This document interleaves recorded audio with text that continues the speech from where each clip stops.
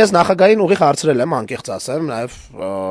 հարցրել եմ, սա կարամ հրապարակեմ, թե չէ, որովհետև կարևոր է հատկապես մասնավոր տենց զրույցի համատեքստում։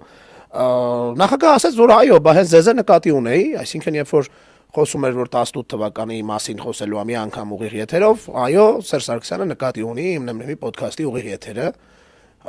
որտեղ որ մենք միասին, այո, ես իմ համար մեծ պատիվ է, անկեղծ դա չէինք քննարկել առանձին, չէինք հարցրել, բայց եթե նախագահը որոշել է, որ մեր եթերում 18 թվականից պետք է խոսա, ուղիղ եթերում եւ հնարավորություն կլինի նաեւ իդեպ այդ ժամանակ եթե լրագրողների էլ մենք պետք է առանձին հարցեր տալու հնարավորություն տանք,